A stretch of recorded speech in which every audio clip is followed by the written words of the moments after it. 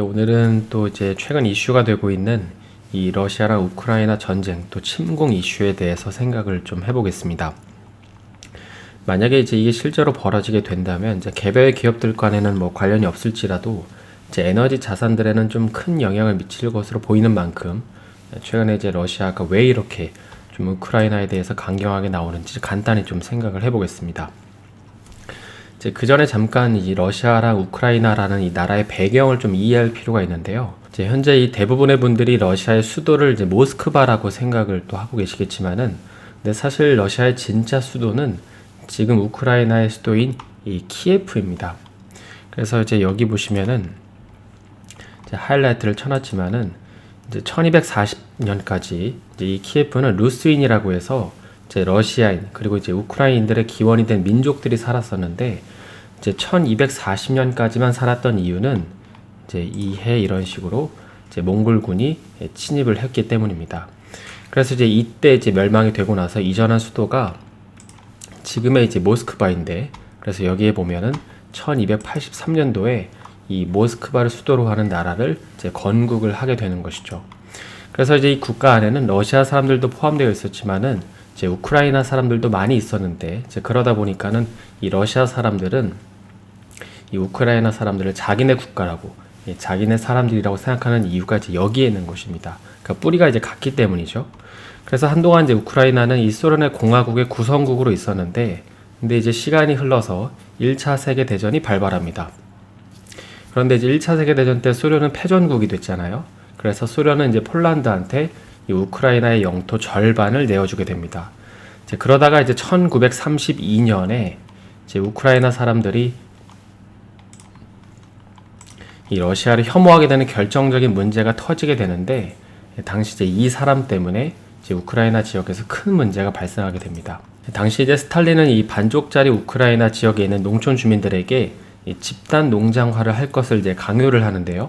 그러니까 우리가 알고 있는 이 공산주의 방식으로 경작을 하라는 것입니다. 그러니까 내가 얼마나 일하든 관계없이 공동 경작을 하고 공동 배급을 받으라는 거죠. 그래서 이제 이 지시가 나온 이후에 이제 우크라이나 주민들은 엄청나게 반발을 해서 농사 사업을 접거나 가지고 있는 농작물들을 다 팔아버리거나 이제 태워버리게 됩니다. 그런데 이제 더 큰 문제는 이후에 이제 대규모 흉년이 발생한다는 건데요. 그런데 이제 방금 말씀드렸다시피 우크라이나 사람들은 이제 이미 항의성으로 농사를 다 접거나 포기하거나 농작물들을 다 팔아버렸잖아요.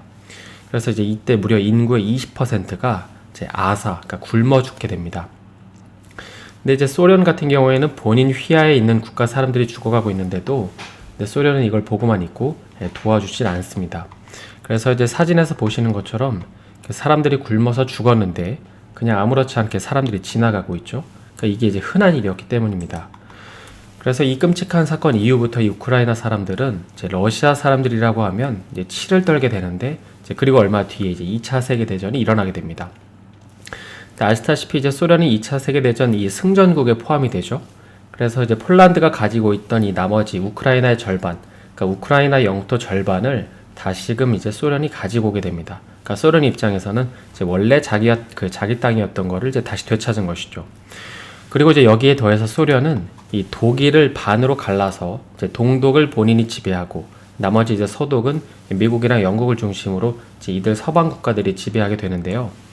그리고 또 이제 시간이 흘러서 이제 1989년이 됩니다.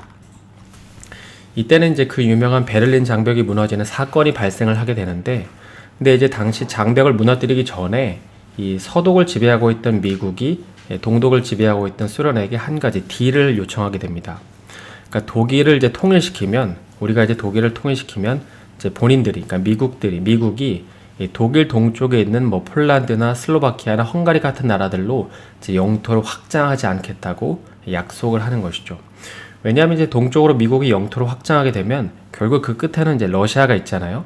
그리고 이 말은 미국이 이제 영토를 확장을 하면 이들 국가를 중심으로 이제 러시아를 침공하기 쉬워지기 때문에 이제 그렇게 하지 않겠다고 딜을 하게 됩니다. 그래서 이제 소련은 미국의 이 같은 딜을 받아서 독일은 1989년에 이제 통일이 됩니다. 그런데 이제 2년 뒤에 이 소련이 붕괴가 되잖아요. 그래서 당시 러시아 서쪽에 있는 이 나라들도 다 모두 이제 독립을 하게 됩니다. 그래서 여기까지가 이제 2000년대 전까지 이제 우크라이나랑 소련이 대치하기 전까지의 좀 개괄적인 배경 상황인데요. 근데 이제 진짜 문제는 이제 지금부터 시작이 되는 거죠. 잠깐 이 나토라는 이 북대서양 조약 기구라는 걸 이제 들어보신 적이 있으신지 모르겠는데, 이 북대서양 조약 기구라는 거는 쉽게 말해서 이제 국제 군사 기구입니다.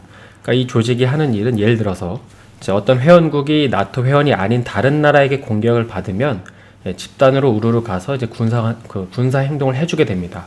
그리고 그 중심에는 단연 미국이 있고요.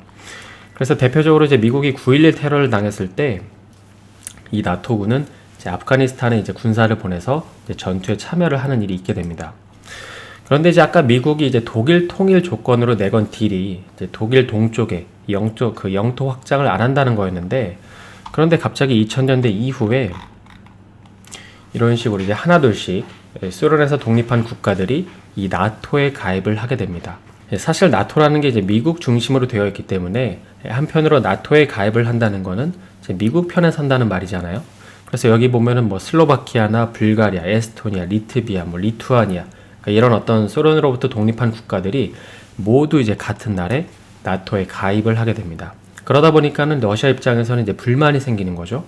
아니 미국 너네 분명히 영토 확장 안 한다고 하지 않았냐, 말이 다르지 않냐, 이렇게 이제 불만을 토로하는 것입니다.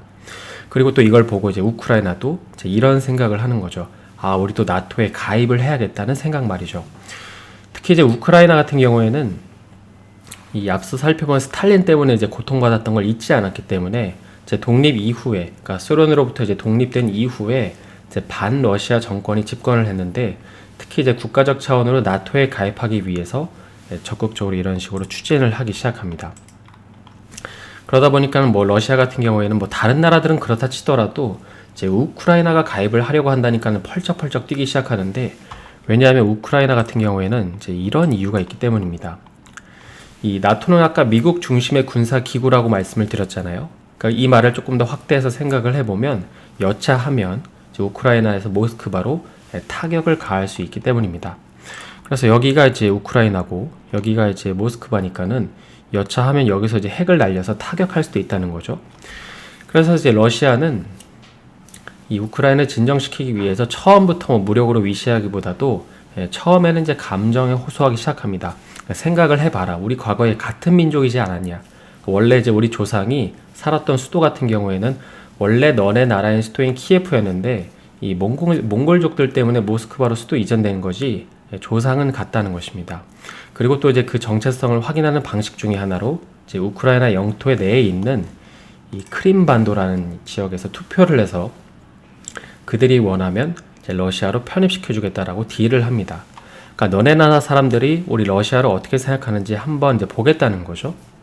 결과는 어떻게 됐을까요? 이 95.5%라는 압도적인 수치로 이 크림반도 사람들은 러시아에 귀속되는 걸 찬성을 합니다. 그런데 이제 사실 이거는 뭐 진짜로 우크라이나 사람들이 원했다라기보다도 이제 크림반도 자체에 러시아어를 사용하는 러시아 사람들이 많았기 때문인데, 아무튼 이 결과가 나오고 나서 이제 크림반도는 러시아에 이제 편입이 됩니다. 그래서 이제 우크라이나 입장에서는 갑자기 영토도 뺏긴 건데 뭐 그렇다고 해서 우크라이나가 이제 러시아에 들이박을 수는 없잖아요. 왜냐하면 이제 군사적으로는 상대가 안 되기 때문입니다. 하지만 이런 우크라이나도 뭐 마냥 당하기만 한 건 아니었는데, 이 바로 자국을 지나가는 이 천연가스 배관에 이 이후로 이제 집중을 하기 시작하게 됩니다. 이 가스관 말이죠. 그래서 이제 보시는 것처럼 유럽으로 가는 천연가스 가스관이 이제 우크라이나를 관통해서 가죠. 사실 러시아라는 국가는 이제 가스를 팔아서 남기는 마진이 어마어마하기 때문에 이 가스 밸브를 잠궈버리면 우크라이나 입장에서는 이 러시아가 크게 타격을 입을 거라고 생각을 한 겁니다. 그래서 우크라이나는 이걸 무기화를 하려고 했는데, 이 아이디어를 너무 늦게 생각을 해버렸고, 이제 그 사이에 러시아가 이런 식으로 독일에다가 그냥 다이렉트로 이 노르드스트림 이 가스관 완공을 이제 하기 시작하면서 오히려 현재는 역으로 우크라이나가 고통을 받고 있는 상황입니다. 그러니까 우크라이나 입장에서는 이제 손발이 다 막힌 거죠. 그러다 보니까는 결국에 이제 마지막 카드로 이제 우크라이나 입장에서는 최후의 보루로 지난 2019년에 자국 내 헌법에다가 이 나라 차원에서 나토 가입을 하기 위해서 뭘 해야 하는지를 명문화하는 개헌안을 승인을 합니다. 물론 이제 아직 나토가 받아준 건 아니지만은 이 나토에 가입을 하기 위해서 국가 차원에서 노력하자는 게 이제 헌법에 구체적으로 명시가 되는 거죠. 그래서 이제 러시아 입장에서는 참다 안 되니까 최근에 나오는 뉴스들처럼 여차하면 밀고 들어가려고 하는 이유가 이제 여기에 있는 것입니다. 약간 설명이 좀 장황하긴 했는데요. 그러면 이제 이런 상황에서 어제 미국이랑 러시아 정상은 왜 만난 걸까요? 뭐 오늘 기사를 이제 보면은 여기 하이라이트를 쳐놨지만은 이제 입장 차이만 확인을 했다고 이제 그래서 끝냈다라고 하는데, 근데 사실 이 문제는 미국이랑 러시아가 만나서 뭘 해결할 수 있는 것도 아니고 근본적으로는 러시아가 그 화를 시키든 아니면 이제 우크라이나가 멈추든 둘 중에 한 국가에서 어떤 액션이 나와야 끝나는 문제이기 때문입니다. 그래서 여기 기사에서도 이제 그런 점이 나와 있지만은 일단 이제 러시아 입장에서는 미국한테 항의할 게 있죠. 아니 너네 분명히 독일 통일할 때 동쪽으로 영토 확장 안 한다고 해놓고서는 지난 2004년에 이제 소련국들을, 그러니까 독립국들을 나토로 다 받아주고 이번에는 아예 대놓고 이제 우리 집 앞마당에서 미사일 쏘려고 하는 이 우크라이나까지 받아주는 게 말이 되냐는 것이죠. 그리고 만약에 이제 우크라이나가 나토에 가입을 하게 되면은 러시아는 이제 우크라이나 군이랑 싸우는 게 아니고 나토 군과 싸워야 됩니다. 그래서 이제 이런 상태에서 오늘 미국이 뭐 여차하면 러시아를 제재할 거라고 하는데, 그러면 앞으로 이제 이 이슈, 이 두 나라는 어떻게 될까요? 근데 사실 이제 국제 정세를 뭐 예측한다는 거는 말이 안 되지만은 지금만 놓고 보면 러시아가 진짜로 탱크로 밀고 들어갈 수도 있다는 생각이 들긴 합니다. 왜냐하면 이제 러시아 같은 경우에는 뭐 우크라이나를 잠잠하게 만든다는 명분도 있지만은 보시는 것처럼 한편으로 우크라이나는 세계 3대 곡창지대이기 때문입니다.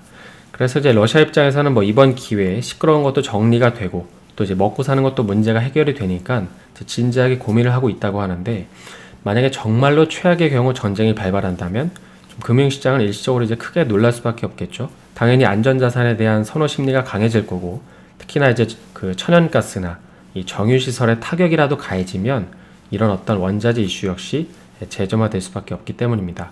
뭐 물론 이제 아무쪼록 유혈 사태가 일어나지 않기는 하지만은 만약에 일어난다고 하면은 좀 그런 점들까지 생각을 해볼 수 있지 않을까 싶긴 합니다. 그래서 오늘은 최근 러시아가 이 우크라이나를 침공하려고 하는 진짜 이유가 무엇인지 간단히 좀 살펴봤는데요. 남은 하루 마감 잘하시고 저는 내일 다시 인사드리겠습니다. 오늘 영상이 도움이 되셨다면 좋아요와 구독 부탁드립니다.